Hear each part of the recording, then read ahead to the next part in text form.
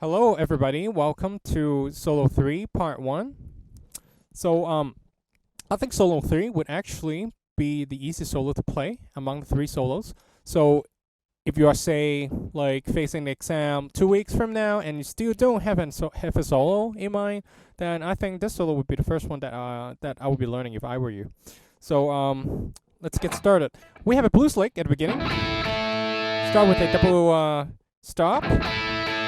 Double stop again on D and F sharp.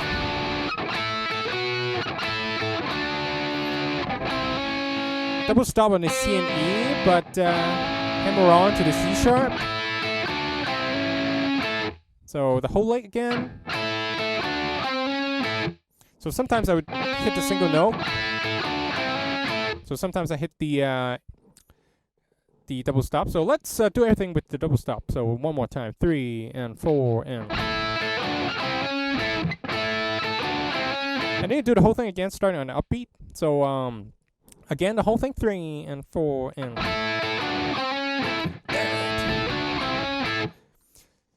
And coming up.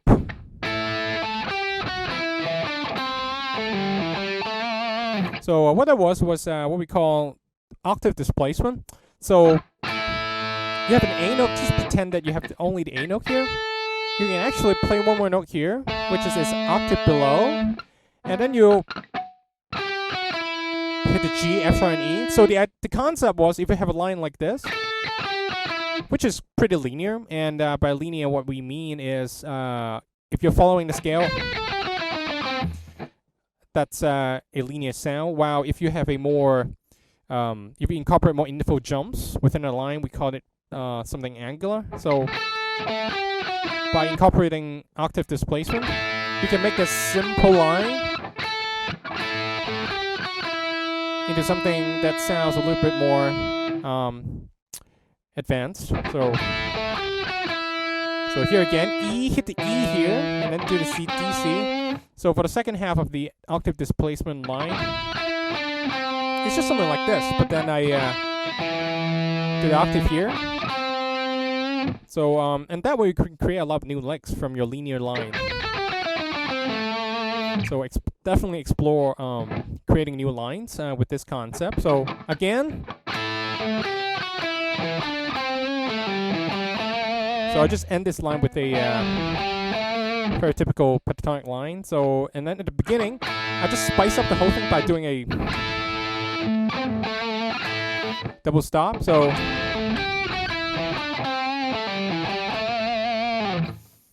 far what we have is all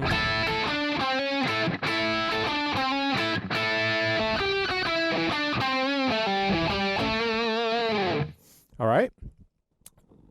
Coming up, we're shifting our left hand to the second position.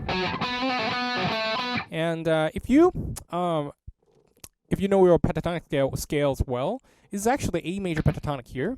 So put your pinky here.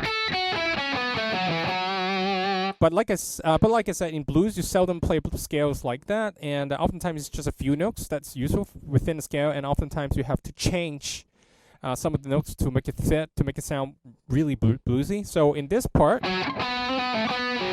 we're only picking a few notes to play, and actually it's a Robben Ford idea that I stole.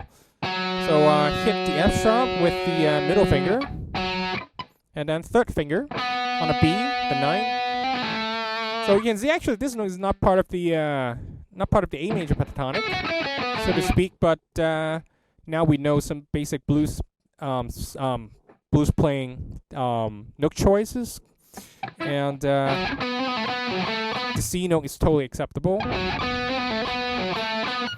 So what I did was a F sharp here, the triplet here, and then do the B again, hit the F sharp, the B, F sharp, and then. So do a short note here, like a staccato. So far. All right. Hit the E with your pinky. Short. And some people like to do the whole step here, which is fine if that's what you want. And then the magical thing about this line is actually you can just shift the whole thing by by 1.5 steps, so 3 frets. So hit the A with your second finger. So do the same thing. Almost the same thing.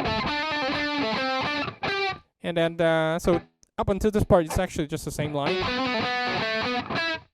Okay. And actually, you can actually do the whole thing. But in the solo, what I did was, and then I bring closure to the line so that I can move on. So so far, we have and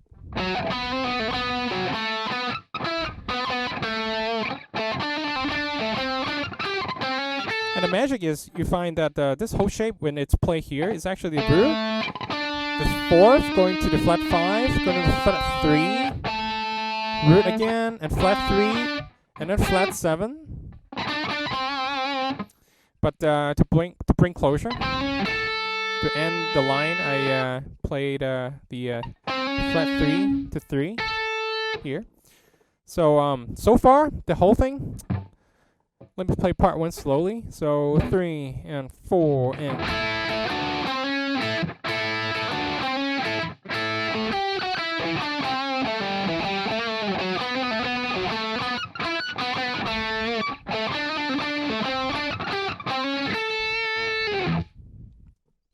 Alright, so try to get this part down, and I will see you in the next part.